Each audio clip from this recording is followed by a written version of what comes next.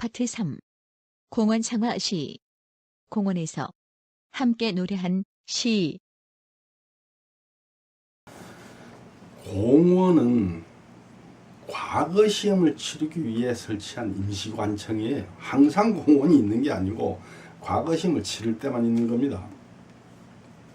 1451년 문종 주기기념으로 실시된 신미 증광시에서 연천공원 성군관에서 실시된 회시에 그 참시관이 됐어요. 과거는 일단 지방에서 1차 시험을 쳐요.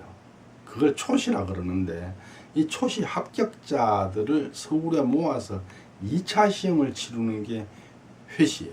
근데 회시는 복시라 이렇게 부르기도 해요. 초시에 상대되는 말로 복시다 이렇게 말하는데 회시에서 합격 불합격이 결정돼요.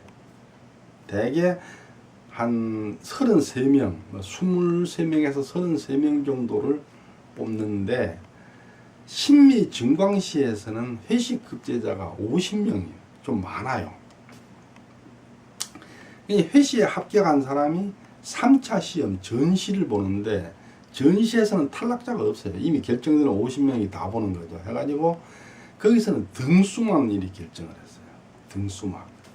그 국조방목을 보면은 그 등수 매기는 게 좀 이해가 잘 안 가요. 보통 사람은요. 왜냐하면 그 갑과 을과 병과 동진사 이렇게 나눠요. 먼저.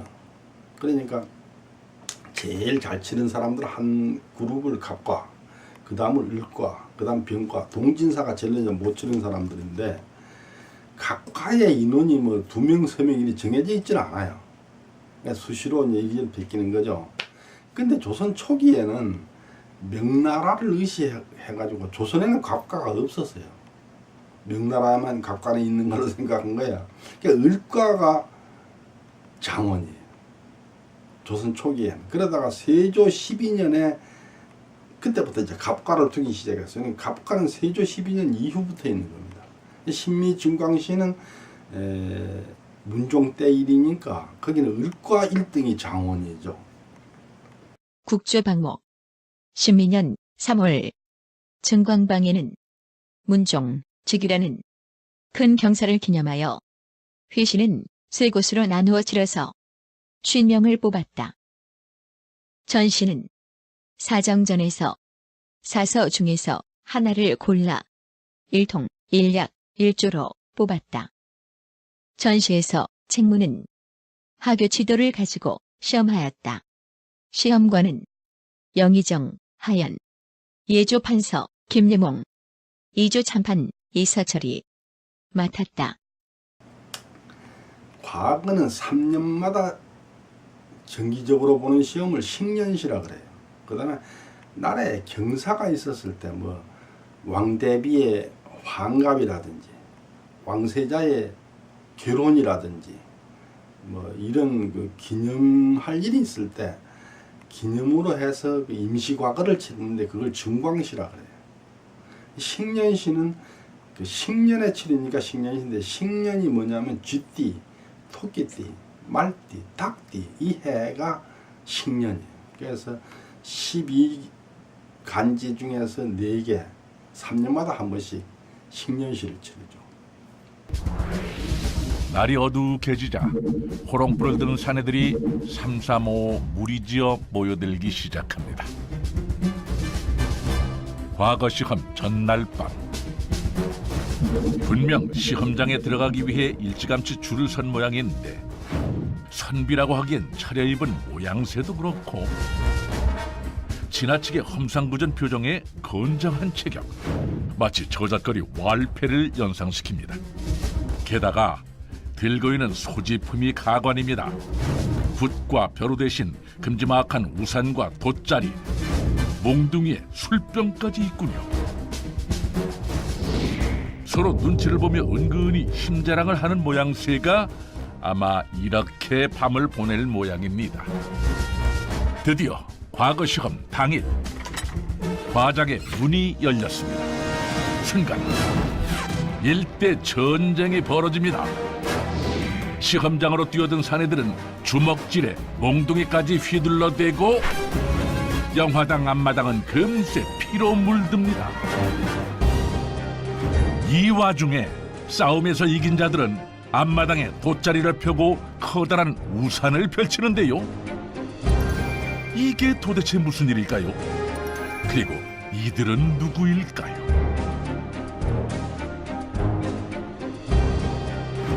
과거 시험을 보기 위해 고용된 필수 인력, 거벽과 사수, 그리고 선접군들입니다.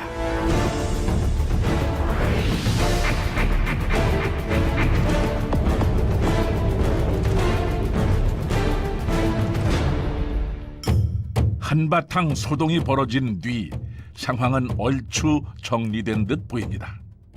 잠시 후 남색 도포에 유관을 쓴 유생들이 하나둘씩 들어서기 시작합니다.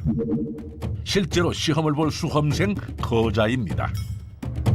그 뒤로 수행비서 마냥 거자의 노비들이 우르르 몰려오는데요. 이제 시험 준비는 끝. 수험생인 거자, 자리잡기 선발대 일명 선접군, 그리고 거벽과 사수, 이렇게 4명이 한 조가 돼 과거를 치를 셈입니다. 현재판에 시험 문제가 내걸리면 거벽과 사수가 함께 논의를 시작합니다. 보란듯이 책을 펼쳐놓고 답을 찾기도 하는군요. 이윽고 거벽이 목청을 가다듬어 지금껏 정리한 답을 읊어대기 시작합니다. 그 내용을 필사 전문가인 사수가 유려한 필체로 적어 내려가죠. 이 와중에 엿장수가 돌아다니고 편안하게 앉아있던 수험생 거자는 주전부리나 먹으며 한두 마디 간섭을 해댑니다. 물론 모든 수험생이 거벽과 사수를 고용하는 건 아니었죠. 가난한 선비들은 저 구석으로 밀려나 고군분투 홀로 답안을 작성해야 했습니다. 시험이란 본디 수험생 당사자만 보는 것이 맞는데 감독관은 이 어처구니 없는 상황을 나몰라라 합니다. 무슨 이런 난장판이 있나 싶겠지만 박제가가 남긴 북학의에도 기록된 엄연한 실제 상황이었습니다.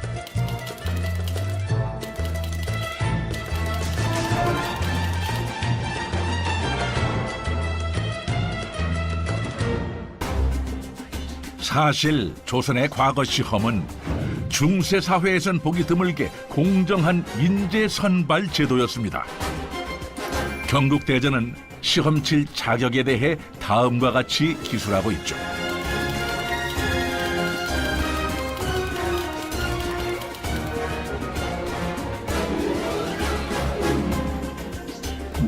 그러니까 천민을 제외하면 누구나 과거 시험을 볼 수 있었다는 얘기죠.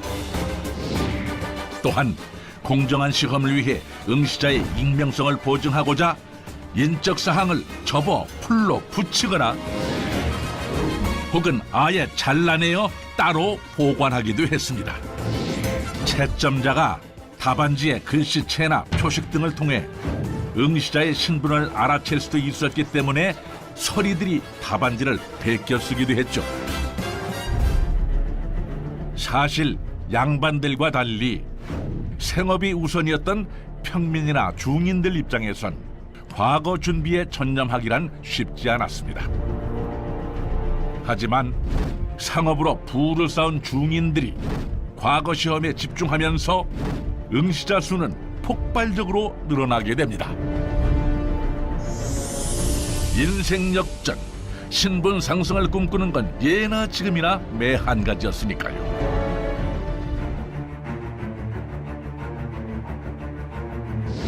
영조 13년에 치러진 알성시는 18,000명, 정조 24년 초시의 경우는 무려 20일 만에 달했죠. 상황이 이렇다 보니 과거 시험장은 언제나 난장판이 되곤 했습니다.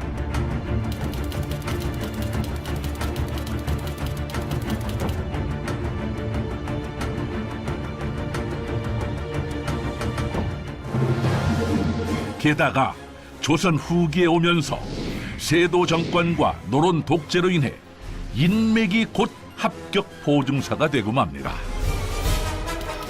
과거 시험은 유명무실, 요식행위가 되고 만 것이죠. 그런데 몸을 쓰는 돌격대 선접군이야 그렇다 치더라도 학식과 문장을 갖춘 거벽과 사수들은 왜 직접 시험을 보지 않았을까요?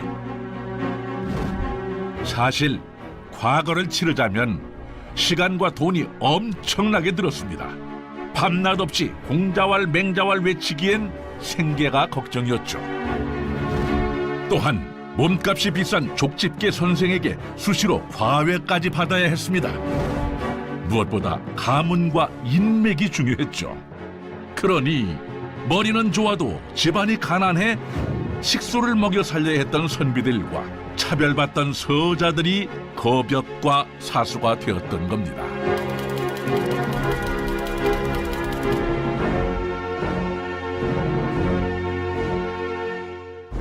이처럼 부정부패가 만연해지면서 진짜 인재들은 돈벌이를 위해 거벽과 사수가 되었고 평생 놀고 먹었던 권세가의 자식들만 과거에 합격하는 악순환이 이어졌습니다. 정약용을 비롯한 신학자들이 이런 현실을 비판했지만 상황은 바뀌지 않았습니다. 권력을 독점한 권세가들이 버티고 있었기 때문이었죠.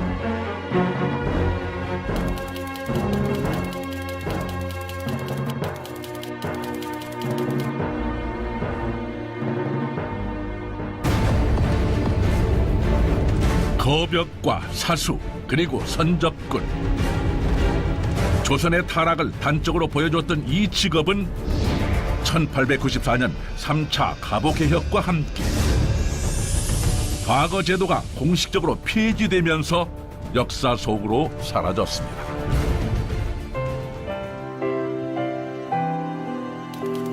고종 31년 5월 15일 식년 문무과 전시. 문과 장원급제 신종일, 무과 장원급제 신영균. 이 시험을 마지막으로 조선 왕조 과거 시험 막을 내린다. 그 동영상을 보면 과거 제도가 완전히 개판인 것처럼 보이는데 과거 제도가 그렇게 허술하지 않았어요. 일단은 그 과거 답안지를 쓰는데 말하자면 논술 시험이죠. 논술식 시험인데 답안지에 인적사항을 적게 되어 있어요.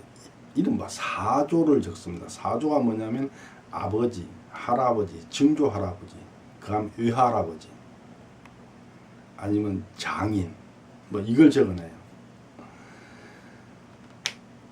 그리고 그 적은 답안, 그 이름하고 그 사조를 적은 이거를 채점관이 보면 안 되니까 이걸 잘라서 따로 보관해요. 따로. 그래도 이 필체를 보면 이게 누구 필체인지를 아니까 시험관이 이게 내 아는 사람이라고 점수를 잘 줄 수 있으니까 답안지를 관리들을 시켜고 따로 베껴 적어가지고 베껴 적은 답안지를 가지고 채점을 했어요. 굉장히 엄격했죠. 물론 뭐 초시부터 그렇게 할 수는 없고 전시나 뭐 회시 이런 데서나 그게 가능했겠죠. 그 초시는 그렇게 할 수가 없었겠죠. 그리고 동영상에 보이는 모습은 저게 아마 조선 후기, 그것도 아마 초시에서의 그 모습일 거예요. 과거 제도는 후대로 갈수록 타락을 했어요. 초기에는 괜찮았는데 특히 조선 말기에 이르면 완전히 매관 매직으로 돈으로 벼슬을 사고 뭐 이렇게 된 거였기 때문에, 그리고 뭐 줄이 없으면 아무것도 안 되고, 저기 백범일지를 보면은 백범이 과거를 치르는 그 위에서 뇌물을 주고 거백한테 가서 그 글을 받아다가 그 제출하는 뭐 그런 얘기가 나오고 그래요. 그만큼 그 조선 후기가 완전히 썩었어요. 제가 물증을 제시하기는 못하겠지만해도 조선 정기, 그것도 궁궐 안에서 치르는 그 회시나 전시가 저렇게 개판은 아니었을 것 같아요.